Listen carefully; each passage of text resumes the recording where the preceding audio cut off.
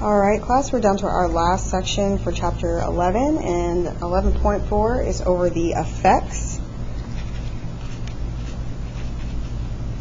of changing dimensions.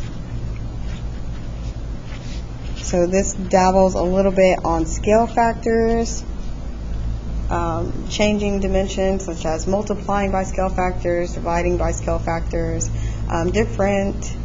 differences. So we are going to kind of see what happens to the perimeter and the area when you do apply those scale factors. So we kind of know what perimeter and area are, and again these are in your own words, and I'm going to put my own words. And the perimeter is pretty much the addition of all sides. Most of the time for perimeter, that's what you'll do to find perimeters. You're adding up all the sides no matter how many sides it has. For the area, this varies. This is the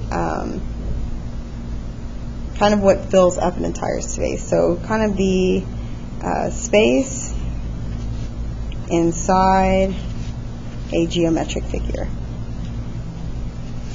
And this varies because our geometric figures are different.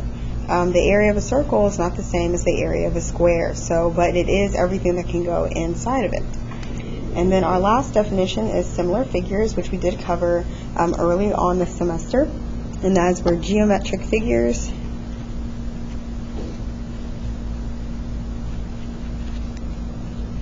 have the same shape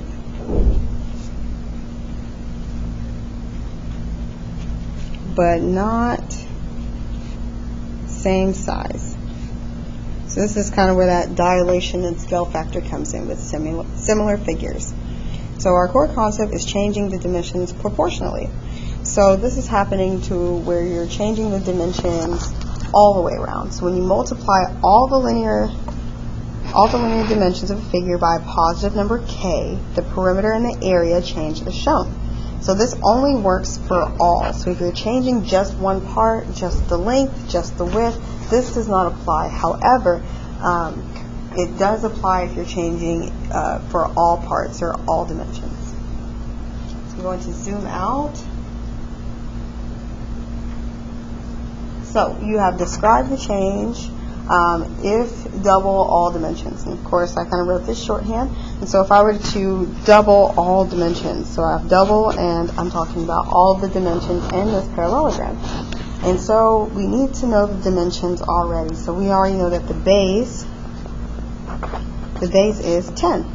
And this is before. And then we know the height is 4. And we know that our width is 5. Okay? So if we want to find the perimeter, this is the sum of all sides. Pardon the small font. So the sum of all sides. And we know that if we take 5 and 10, this is also 5 meters and 10 meters on top. And so we have 5 times 2 plus 10 times 2, and I get a perimeter of 30. So that is 30 for the perimeter, pardon the small box. And our area, the area for a parallelogram is just the base times height. We're not dividing by 2, we only need the base and the height. So the base is 10 and the height is 4, and so our area is 40. Okay, so that's before. Now we're going to take the after. So we said after the fact we want to multiply all dimensions and by 2. That's what double means. So I'll do 10 times 2, and then I'll do 4 times 2, and 5 times 2. So my new dimension for the base is 20, and my new dimension for the height, 4 times 2, is 8.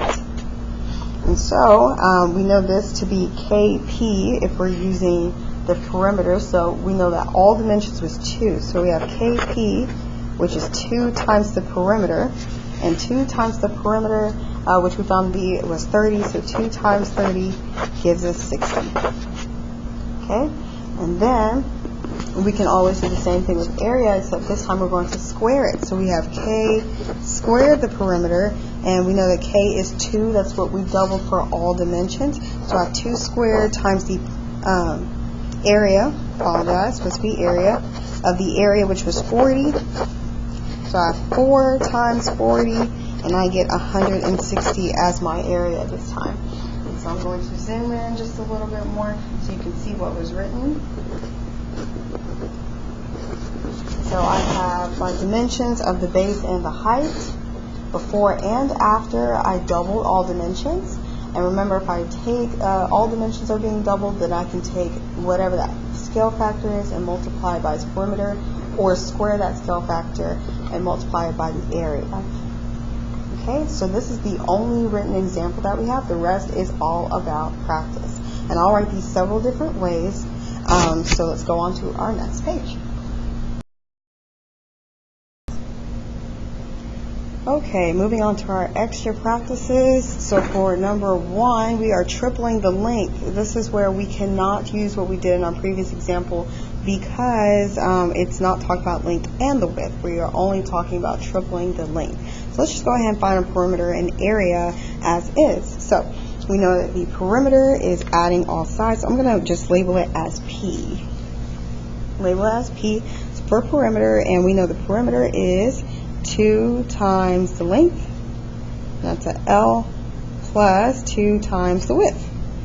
And we know that the length is how long something is, which is 8, plus 2 times the width, which is 5.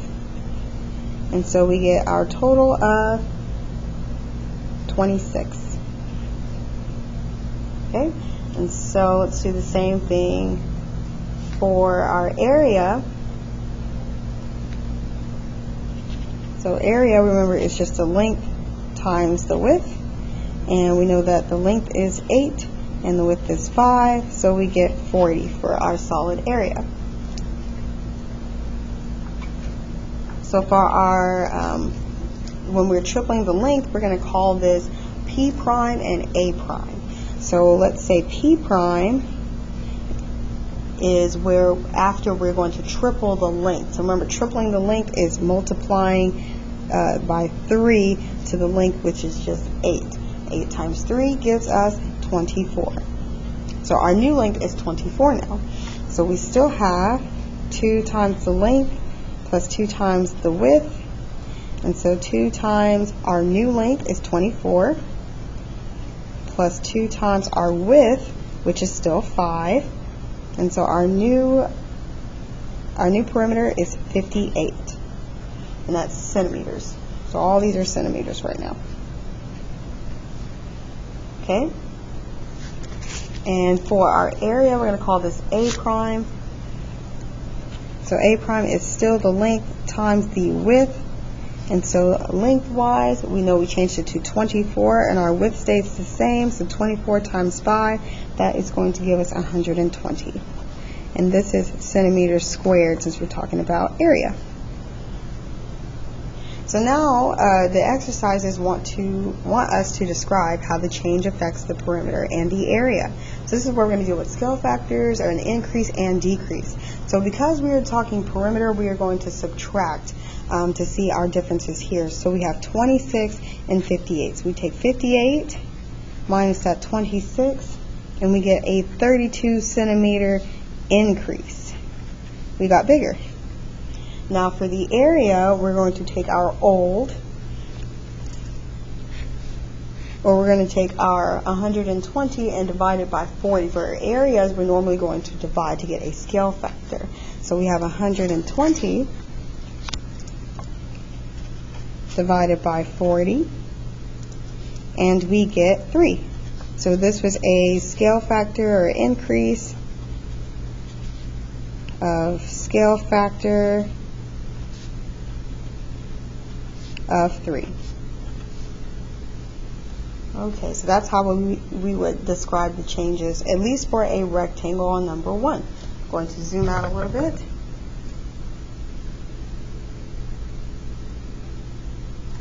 Okay, and so that is for number 1. So let's move on to number 2. So again, we're talking about different shapes here, and some of these can get a little weird in regards to area, but I will walk you through it.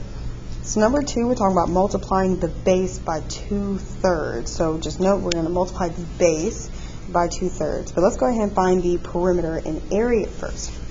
So So we have the perimeter, and perimeter is where we add all sides.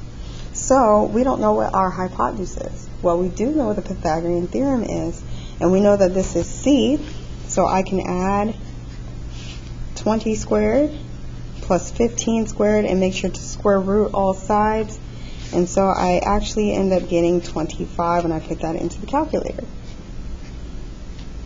So 25 is the hypotenuse, so now I can use the perimeter. So I have 20 plus 15 plus 25, and I get my perimeter as 60. Okay, and let's do the same thing with area. So for area, remember that is half the base times the height. So we know the base is 15 and the height is 20. So I have 1/2 the base, 15, times 20, and I end up with 150. Okay, so now I'm going to go back to do P prime. So remember we said we have to multiply the base by 2/3. So P, we still have 20 and 25. However, our new base, which is 30, 15 times 2 is 30, divided by 3 gives us 10. So our new base is 10. So 20 plus 25 plus 10 gives us 55. This is P prime.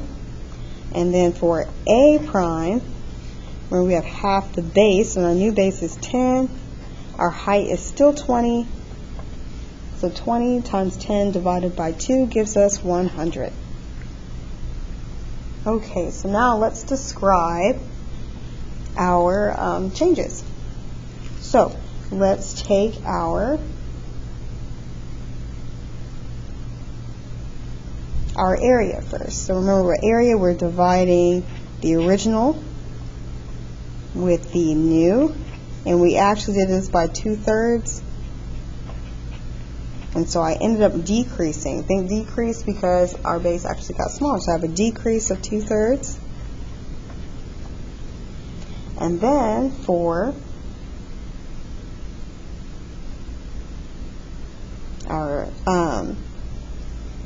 our perimeter, we're going 60 minus 55, and we decrease by 5. So we both decreased in both an area and the perimeter. Okay, so let's move on to number 3. So number 3 is a little different. We're actually just going to compare the perimeter versus the area. So if the area is a little tricky, we're just going to do the perimeter for this one. So remember, perimeter is adding all sides, so that means each side is 3, and I have a pentagon. A pentagon is a 5-sided figure. So the perimeter is 3, or P, 3 times the number of sides, and so the perimeter is 15. Now P prime is different. So now we're going to multiply all the linear dimensions by 6. So you can do these one of two ways. Since we're talking about all, we can take KP. So we have 3 times our 15.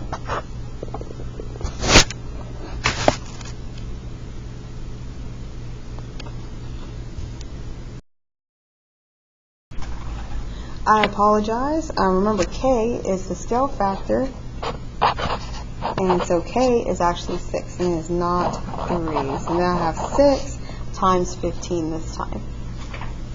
So 6 times the 15 gives us 90.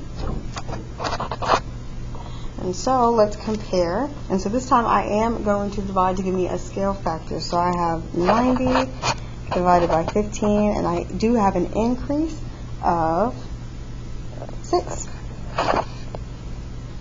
So increase by scale factor of 6. So remember, we're skipping the area for this one because it's long and tedious. We will come back to it eventually.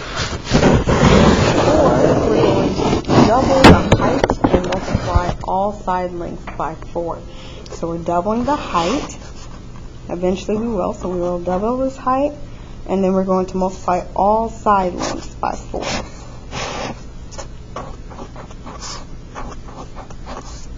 Okay, so let's talk about the original perimeter. And remember, perimeter, we are adding all sides. So I have 4 plus 9 plus 5, and I end up with 18. Okay, and then for the area, remember that is just base times the height. So base times height, and the base is 9 times 4. Height is 4, and I end up with 36. Okay, so now let's try P prime. So P prime, this is after we've scaled everything. So 4 now turns to 4 times 2, which is 8. And then 9 times 4 is 36. And then 5 times 4 is 20. And so our new perimeter is 64. And then for A prime, our base has changed to 9 times 4, which is 36. And then our height is changed to 4 times 2, which is 8. So A prime is now 288. So now let's describe our changes. So let's talk about our increase. So we have a 64 all over 18. And reducing that, it would be about 3.5, or roughly a solid 4. And so I have an increase of 4 in the perimeter. And then for the area, I'm taking 288 divided by 36, and I end up with an 8. So 8 is the factor that increases. Alright, so that's done with our first page. So let's move on to our next page where we have more examples. Okay, so on to number 5. Number 5 says we want to multiply the length by 4/3 and then triple the width. So we got to keep that in mind. But let's go ahead and find the original length. So remember, perimeter is 2 times the length times the width. So 2L plus 2W. So that is 2 times the length, which is 12. Plus 2 times the width, which is 5, and I get 34. Now, let's go ahead and find the area. So area is, remember, just the length times the width, and we know that's 12 times 5, and I get 60 for the area. So let's find P prime and A prime. So remember, our things change. So we're multiplying the length by 4/3. So I really have 12 times 4 divided by 3, which gives me 16. So that's my new one. And then we're tripling the width. So times 3, so our new width is 15. So now for P prime, we still have 2 times the length plus 2 times the width. So 2 times our new length is 16 plus 2 times our width, which is 15, and we get 62. And then for A prime, which is length times the width, which is 16 times 15, and I get 240. So now we're going to compare our perimeter. So remember, on rectangles we are only subtracting. So I have 34 and 62. So 62 minus 34 gives me 28, which is an increase. And then we have 240 and 60.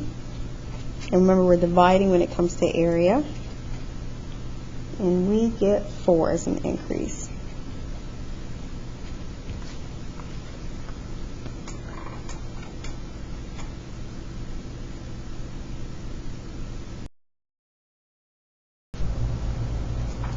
Alright, continuing on to our next example, number 6. We're multiplying all linear dimensions by 1/6. So you can already imagine probably what's going to happen to this pentagon or the hexagon, because it's a 6-sided figure. But note that the perimeter, you're still adding all sides and by its side length. And then you have the area. Now the area for a hexagon is a little bit easier to work with. It's 3 square root of 3 all over 2, and you're multiplying by a squared. A is the number of sides, or a is the side length. So 6 in this case would be a. So let's find the original perimeter and area. So the original perimeter is, we have 6 times 6 sides, and we get 36. So remember, we're talking about all here. So all by 1/6. Remember, we can use KP this time. So remember, we can use KP. And so K is the 1/6. And multiply by its original perimeter, so 36. So 36 divided by 6 gives me 6. And now we can look at area. So the area is 3 square root of 3 all over 2, and a in this case is 6, and you're squaring it. You'll roughly get a estimated number of 93.5. We're rounding to the nearest tenth. So a prime, we know, is going to be k squared times a. So we have 1/6 squared times our area, which is 93.5. So remember, that is 1 over 36 times 93.5, and we get roughly about 2.6. So that is what a prime is, or the new area. So we know that we have a decrease. We do have a decrease of 6 because we have 36 over 6.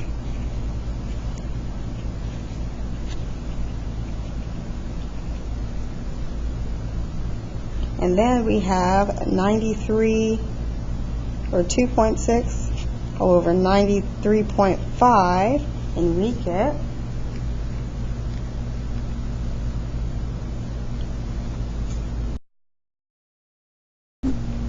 so 2.6 divided by 93.5, you get roughly 0.03 as a decrease.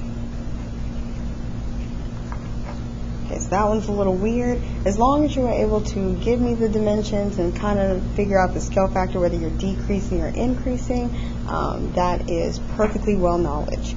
And then we're last to our last example, which has 3 parts. We're finding the effects of the circumference and the area of a circle. So remember, circumference is like another word for the perimeter of a circle. So let's go ahead and find the original. So remember, circumference is 2 pi r, especially since we're already given the radius. We don't have to worry about diameter. And then the area is pi r squared, as covered in earlier in this chapter. So we know that 2 pi, and then we have times r, which is 4. So we're going to leave it in terms of pi. We're not going to deal with decimals. So we're going to leave this as 8 pi. And then our area is pi 4 squared. And so 4 squared is 16, and I'm left with pi. So that's our original circumference and area. So what happens if we were tripling the radius? So if we were tripling the radius, and we're going to multiply it. So if we're tripling, that means multiply by 3. So 3 times the 4 gives us a new radius of 12. So now our circumference for C prime, we can call it that, is 2 pi times 12, which gives us 24 pi. And then A prime for the area, we have pi times 12 squared, which gives us 144 pi. So now we're going to take the ratio in order to find the scale factor. So I have 24 pi all over 8 pi, which is our original. And the pi's cancel out, so I have a dilation of 3, and I'll put an arrow meaning for increase. Okay, and we'll do the same thing for area. So I have 144 pi all over our 16 pi, and so I had an increase of 9. And my arrows just kind of mean increase. So now what happens if you multiply the radius by 1/4? Now it's a fraction. That means it's definitely getting smaller, so I know I'm decreasing. So if we're multiplying by 1/4, so we have 1/4 times r, and r we know is 4, so 1/4 times 4 is just 1. The 4's cancel out. So our circumference is 2 pi times the 1, which is just 2 pi, and our area is pi r squared, which is just 1 squared, which just leaves us as pi. Okay, so then we have 2 pi all over 8 pi. The pi's cancel out, but this does reduce to 1/4, and it is a decrease. And then for pi, we have pi over 16 pi. The pi's cancel out, but I do have a decrease of a scale factor of 1/16. So this is a decrease. Notice the fraction. You are going to have a decrease if you have a fraction. Now let's see what happens if we cubed the radius. So cubed means taking it to the 3rd power. So cubing the radius, so r to the 3rd power. Our radius originally was 4, and 4 cubed is saying 4 times 4 times 4, and that gives us 64.